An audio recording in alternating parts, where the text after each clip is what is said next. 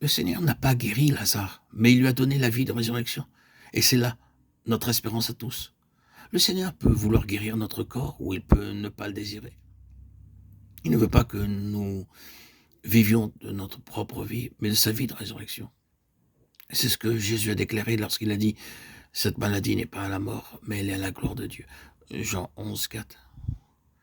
Si nous sondons notre Nouveau Testament, nous verrons que Dieu est toujours glorifié dans la résurrection.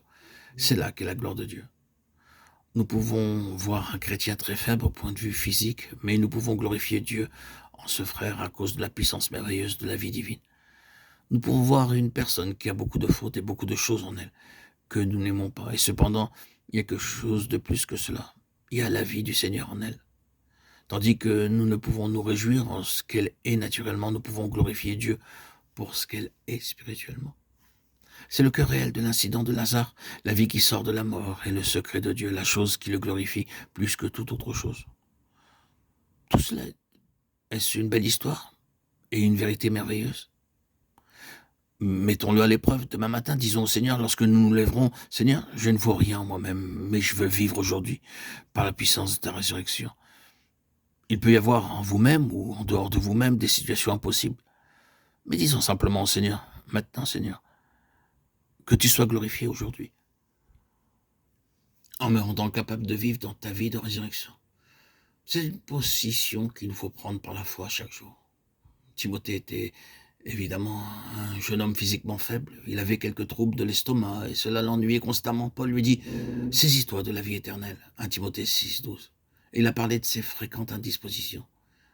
1 Timothée 5, 23. Si le Seigneur voulait que tous les malades soient guéris physiquement, pourquoi Paul n'a-t-il pas guéri Timothée? Paul savait qu'il y a quelque chose de meilleur que la guérison physique. La puissance de la vie éternelle dans un faible corps physique est un grand témoignage. Saisis-toi de la vie éternelle. C'est la vie de résurrection et c'est quelque chose que nous devons faire, nous tous. Saisissons-nous de cette vie, de cette puissance de résurrection que le Seigneur nous a accordée par cette nouvelle vie, cette force créatrice, cette force régénérante qu'est son esprit, qui est là, constamment, en arrière-plan. Pour certains qui savent le discerner et vivre de cette présence, ils sont constamment dans un dynamisme, une joie de vivre, une force intérieure.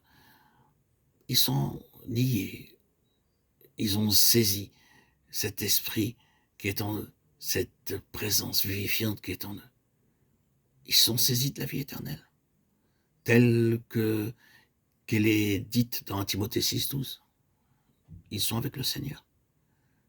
Saisissons-nous chaque matin à notre lever de cette vie éternelle, de cette vie de résurrection.